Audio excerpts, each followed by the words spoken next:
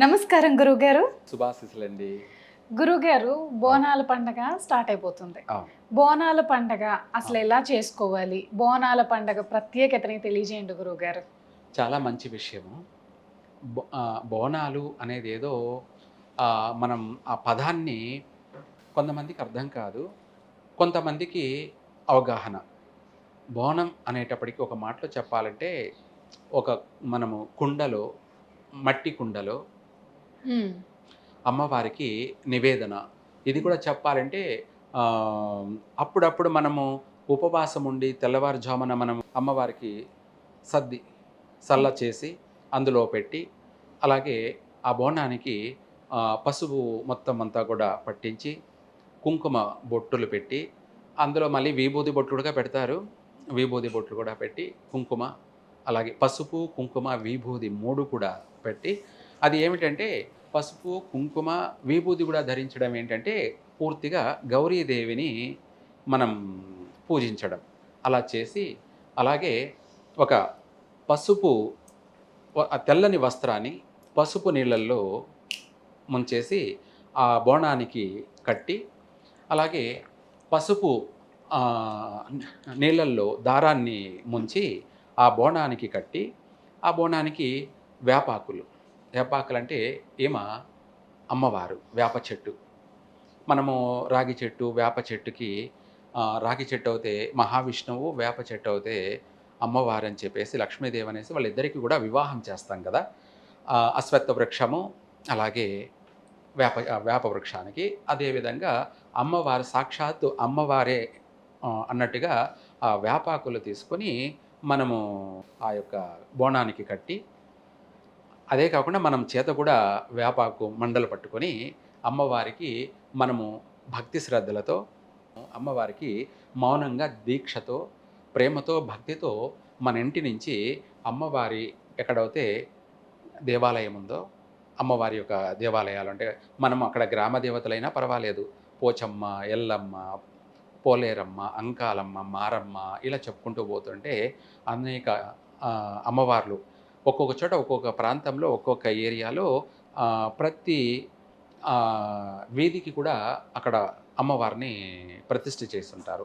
ఆ అమ్మవారి దగ్గరికి తీసుకువెళ్ళి మనం ఆ బోనాన్ని అమ్మవారికి సమర్పించి, నీళ్ళు కూడా నివేదన సమర్పించి, మనము భక్తి శ్రద్ధలతో అక్కడ అమ్మవారికి ప్రదక్షిణ చేసి, ఆ తర్వాత ఆ ప్రసాదాన్ని స్వీకరించినట్టయితే వాళ్ళు ఆహ్, ఏ ఎవరైతే బోనం చేశారో వాళ్ళల్లో ఏ కోరికలైతే ఉన్నాయో, ఏ కోరికలంటే ఎవరైనా సరే ఇల్లు కావాలి అంటే సొంతమైనటువంటి సొంత గృహం కావాలి అనుకునేవాళ్ళు కానీ, గృహం నెరవేరుతుంది. సంవత్సరం లోపలే కరెక్ట్‌గా భక్తి శ్రద్ధలతో అమ్మవారికి ఈ విధంగా చేసినట్టయితే.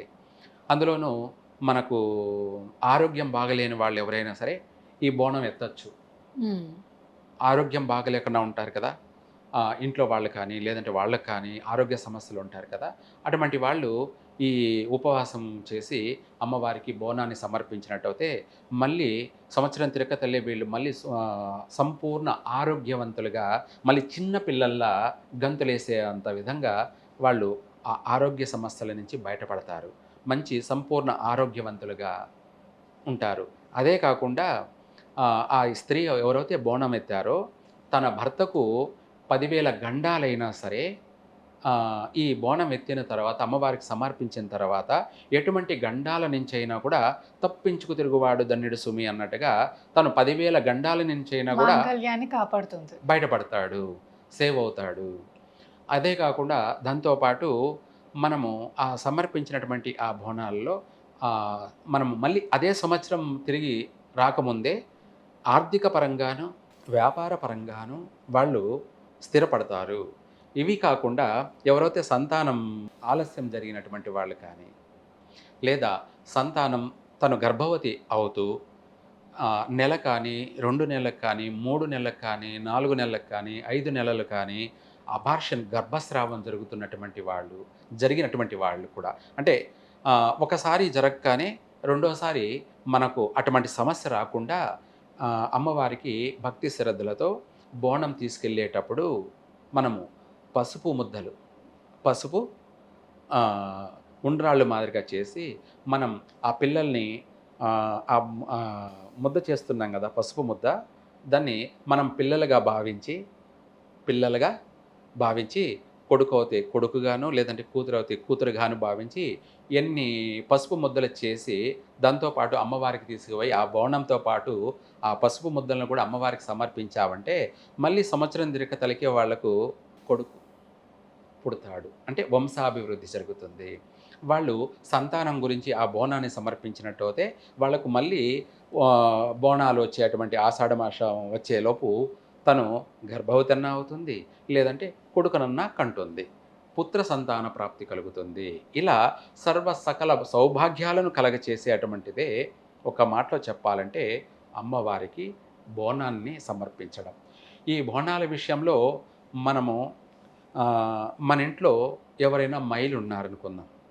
ఏమిటి ఆ మైల్ అంటే ఏంటి? ఏదైనా సూతక మైలు ఉందనుకోండి, అప్పుడు చేయకూడదు. అప్పుడు చేయొద్దు. చేయకూడదు. ఇంట్లో ఎవరైనా మంత్ అయ్యారనుకుందాం. ఏమిటి? నెలసరి. నెలసరి అయ్యారనుకుంటున్నాం. అయినప్పుడు అప్పుడు చేయకూడదా? చెయ్యాలా? అని కొంతమందికి సందేహం ఉంటుంది. అక్కడ ఆ ఇంట్లో ఎవరైనా మరణించి ఉండి సూతకం ఉంటే చేయకూడదు. కానీ మంత్ అయినప్పుడు దానికి మనం చేయకూడదని భయపడాల్సిన అవసరమే లేదు. ఆ ఇంట్లో చేయకూడదు అనేమో అది మంత్ నెలసరి అమ్మా అని భయపడుతుంటారు చాలామంది. అది దానికి భయపడాల్సిన అవసరమే లేదు. ఆ మంతే లేకపోతే సృష్టి లేదు. అదేంటి గురుగారు, బయట వచ్చినప్పుడు బోనం ఎలా సమర్పిస్తారు అసలు? వాళ్ళు సమర్పించరు. ఎవరు? ఎవరైతే అంటే నెలసరి ఇంట్లో వాళ్ళు నెలసరి వచ్చిన వాళ్ళు ఉండగా బోనం సమర్పించవచ్చు. లేదా? సమర్పించవచ్చు 100%. నేను అదే చెప్తున్నాను మీకు. ఆ నెలసరినే అమ్మవారు. ఏమిటి? నెలసరి అమ్మవారు. అమ్మవారు. అదే సృష్టి. అది లేకపోతే సృష్టి ఎలా జరుగుతుంది చెప్పండి? మరి ఎందుకు గురుగారు గుడికి వెళ్ళకూడదు అని అంటారు అలాంటిటప్పుడు? చెప్తాను అది కూడా. మీరు అడిగిన దానికి రీజన్ చెప్తాను. ఆ నెలసరి అయినటువంటి వాళ్ళు మాత్రమే బోనం ఎత్తి గుడికి వెళ్ళకూడదు. వాళ్ళ ఇంట్లో వాళ్ళు ఎవరైనా సరే ఆ బోనం తీసుకెళ్ళొచ్చు. ఇంకా కూడా వాళ్ళకు అనుమానం అంటే వాళ్ళని ఒక పక్కన పెట్టవచ్చు. అసలు బోనమే వెత్తకూడదనే రూలే లేదు. ఆ నెలసరి అనేది పవిత్రమైనది, సృష్టికి మూలమైనది, అత్యంత శక్తివంతమైనది, సర్వ సకల విధాల కూడా శుభప్రదమైనటువంటిదే నెలసరి. గురుగారు, శివశక్తులు అని మళ్ళీ దేవుడు వస్తాడు బోనం ఎత్తుకుంటే వాళ్ళకు ఒక పూనకం లాంటిది వస్తుంది. ఆ టైంలో వాళ్ళ మీదకి నిజంగానే అమ్మవారు వస్తారా? చాలా మంచి మాట అడిగారండి. ఇది అందరికీ ప్రతి ఒక్కరికి తెలియాల్సిన విషయము. అందరికీ కూడా సందేహము ఉంది అన్నమాట. అంటే వస్తారని కొందరు, ఇదంతా నాటకమని కొందరు, అన్ని మూఢనమ్మకాలని కొందరు, నటిస్తున్నారని కొందరు. ఒక మాటలో చెప్పాలి అంటే ఎవరికి కూడా అమ్మవారు రారండి. ఎట్లొస్తారండి అమ్మవారు? సంవత్సరాల తరబడి తపస్సులు చేసి చేసి చేసి వాళ్ళ జీవితం అంతా కూడా వృధా అయిపోయిన, అంటే ఎన్నో ఏళ్ల తరబడి తపస్సులు చేసినా కనిపించినటువంటి అమ్మవారు దోనపోయే వాళ్ళందరికీ కూడా వచ్చేస్తారా? ఎలా వస్తారు? తపస్సు అంటేనే వాళ్ళు నిద్రాహారాలు మాని, తిండి తీర్థాలు మాని, రాత్రింబగులు 24 గంటలు తపస్సు చేసినటువంటి వాళ్ళకే అమ్మవారు కనపడలేదు, రాలేదు, కనిపించలేదు. ఊరికే ప్రతి ఒక్కరికి అమ్మవారు పూనకం వచ్చేస్తుందంటే ఎలా నమ్ముతారు? అయితే దీనికి ఒక రీజన్ ఉంది, చెప్తాను. దీనికి గ్రహస్థితుల యొక్క ప్రభావం ఏమిటి అది కూడా అంటే, మనకు వాళ్ళల్లో లగ్నంలో కుజుడు ఉన్నవాళ్ళు కానీ, లగ్నంలో కుజుడు ఉన్నవాళ్ళు కానీ, లేదా 7వ ఇంట కుజుడు ఉన్నవాళ్ళు కానీ, లేదంటే చంద్రుడు ఉన్నవాళ్ళు కానీ, లేదా రాహువు కానీ, కేతువు కానీ, ఇల్లు కాకపోతే బుధుడు కానీ ఉన్న వాళ్ళకి ఏంటంటే వాళ్ళకు శరీరం అంతా కూడా గూస్ బంప్స్ అంటారు కదా చూడండి, ఒక పూనకం. వాళ్ళు తన్మయం చెంది, తన్మయం అంటే దాని సైంటిఫిక్ కూడా మళ్ళీ వాళ్ళ శరీరం వాళ్ళకు ఒక విధంగా మారిపోతుంది. అంటే కంట్రోల్ ఉండదు. అదే సోయి లేదంటారు చూసారా, స్పృహ తప్పిపోయారంటారు కదా. ఆ విధంగా వాళ్ళ బాడీని వాళ్ళు మర్చిపోతారు. మర్చిపోయి అది భక్తి పారవస్యంతో పూర్తిగా వాళ్ళ సర్వేంద్రియాలని అందులోకి లీనమైపోవడం వల్ల వాళ్ళు తన్మయం చెంది వాళ్ళు ఊగిపోవడాలు, ఎగరడాలు, గంతులు వేయడాలు, అరవడాలు, కేకలు ఇవే కాకుండా అగ్నిలో కూడా ఆ సమయంలో నడవగలరు. అగ్ని అంటే గుర్తొచ్చింది గురుగారు. నేను నిప్పుల గుండం అంటారు కదా, అవును. నేను తొక్కాను కానీ కాలేదు గురుగారు. అదే అసలు నేనే నిలువెత్తు సాక్ష్యం దానికి, అస్సలు కాలలేదు. ఎందుకు అలా జరిగిందో కూడా నాకు అంటే అర్థం వాళ్ళ కాలే. మనసు అంతా కూడా తేలికైపోయింది. ఉమ్. తేలికైపోయింది. వాళ్ళ మనసు అంతా కూడా దైవాధీనంలో ఉంది. అంటే నేను చాలా భయపడ్డాను. ఆ. ఉపవాసం ఉంచి ఆ రోజంతా నిప్పుల గుండం మీదకి పంపించారు. అవును. ఆ నిప్పులు గుండం తొక్కినప్పుడు కాలలేదు, అసలు వేడిగా అనిపించింది అంతే కొంచెం. వాస్తవం. అది వాళ్ళ శరీరం కంట్రోల్లో లేదు. అంటే వాళ్ళ ఆధీనంలో లేదు మనసు. వాళ్ళ శరీరం, వాళ్ళ మనసు వాళ్ళ ఆధీనంలో లేదు. అది దైవాధీనంలోకి వెళ్ళిపోయింది. ఆధ్యాత్మికంగా పూర్తిగా అందులోకి ప్రేమగా లీనమైపోయారనమాట. ఆ సమయంలో కొంత సమయం వరకు, అంటే నిమిషాల వరకు కూడా వాళ్ళకు కాలదు, కాలినట్టుగా కూడా వాళ్ళకు స్పర్శ తెలియదు. మంత్రాలతోనో తంత్రాలతోనో నిప్పుకి కడతారు అనేసి అంటారు కదా గురువు గారు. అది ఇప్పట్లో ఎక్కడా లేవండి. ఇప్పుడు అంతా బూటకాలు, నాటకాలు. అంటే చేయగల అది ఉంది, చేయగల శక్తి సంపన్నులు లేరు. అంటే ఆ చేసే అంత సమర్థత కలిగినటువంటి వాళ్ళు లేరండి. ఉన్నారని చెప్పుకోవడమే కానీ, ప్రతి ఒక్కరు చెప్తారు నేను ఇలా అని. అలాంటి నేను చిన్నప్పటి నుంచి తపస్సు చేస్తూ వస్తున్నాను. అలా అనేసి నేను ఇవన్నీ కట్టడి చేయగలనా అంటే పొరపాటు. ఎంతవరకు చేయగలమో అంతవరకే చేయగలం. అంతేగాని ఇంకా మొత్తం నేనే చేయగలను, వాళ్ళని బంధించగలను, వీళ్ళని ఇది చేయగలను, అది చేయగలను అనేది అంతా మనిషి అహంకారం, మనిషి యొక్క అహంకారము, అహంభావం. ఏ దాంట్లోనైనా కూడా మనిషి శృతి మించకూడదు, అంటే లిమిట్ దాటకూడదు.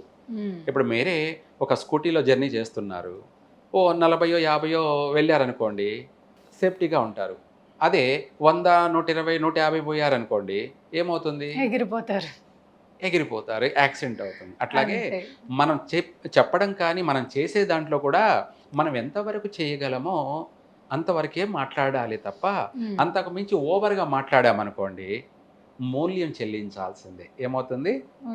అంటే ఫెయిల్ అవ్వాల్సిందే. అంటే శివశక్తులకి వీళ్ళకి కొంచెం పూనకం లాంటిది వస్తుంది తప్ప అమ్మవారు అయితే రాదు. కాదు, అమ్మవారు కాదు, వాళ్ళ గ్రహాలు లగ్నాలు బట్టి జరుగుతుంది తప్ప. అవును, వాళ్ళు పుట్టినటువంటి స్థితిగతులను బట్టి వాళ్ళ శరీరం. ఇంకా చెప్పాలంటే కొందరికి అయితే ఈ ఇందాక చెప్పాను కదా, లగ్నంలో కేతు ఉన్నా, లగ్నంలో బుధుడు ఉన్నా, రాహు ఉన్నా, లగ్నంలో చంద్రుడు ఉన్నా, రాహు ఉన్నా, వీళ్లకు ఇటువంటివి ఎక్కువగా వస్తుంటాయి. ఇదే కాకుండా వాళ్ళ శరీర తత్వం కూడా తెలియచేస్తుంది. కొద్ది రోజులు వీళ్ళు శరీరం, బాడీ అంతా పీక్కపోతుంది, అంటే గుంజేస్తుంది, డల్ అయిపోతారు, వీక్నెస్గా అయిపోతారు, నెగిటివ్లోకి వెళ్ళిపోతారు. మళ్ళీ కొద్ది రోజులు మళ్ళీ అందంగా, మళ్ళీ మినమిన మెరుస్తూ వాళ్ళ బాడీ అంతా కూడా అందంగా ఉంటుంది, యాక్టివ్గా ఉంటారు. కొద్ది రోజులు డల్ అయిపోతారు, మళ్ళీ కొద్ది రోజులు బాగా అందంగా ఉంటారు. ఏమిటి అంటే ఇందాక చెప్పిన ఆ గ్రహస్థితి ప్రభావం వల్లనే. ఇందాక అది ఎలాగ అనుకున్నామో అంతే విధంగా వాళ్ళు ఆ యొక్క తన్మయం చెంది, అంటే బోనాల్లో కావచ్చు, లేకపోతే నవరాత్రుల్లో కావచ్చు, ఎక్కడైనా సరే దేవుని యొక్క వాళ్లకు సంగీతం వినపడినా, దేవుని యొక్క గంట శబ్దం విన్నా, ఇటువంటివి ఏదైనా సరే వినపడింది అనుకోండి, వెంటనే వాళ్ళకి ఇంకా ఊపు వచ్చేస్తుంది, పూనకం వచ్చేస్తుంది. వెంటనే ఇమ్మీడియట్లీగా ఆధ్యాత్మికంగా వెళ్ళిపోతారు. అంటే మనసు తన్మయం చెంది భగవంతుని యొక్క డెప్త్గా ఆయన ఆధీనంలోకి వెళ్ళిపోయినప్పుడు మనం ఆ నిప్పుల గుండంలో నడిచినా కూడా మనకు కాలదు. అది కొన్ని నిమిషాల పాటు మాత్రమే, కొన్ని నిమిషాల పాటు అంతవరకే. అంతేగాని మనకు గంటల తరబడి మళ్ళీ అట్లాగే ఉంటుందంటే ఉండదు. ఎందుకంటే అక్కడ కూడా మన మనసు చాలాసేపు ఉండదు దైవాధీనంలో, కొన్ని నిమిషాలు మాత్రమే ఉంటుంది.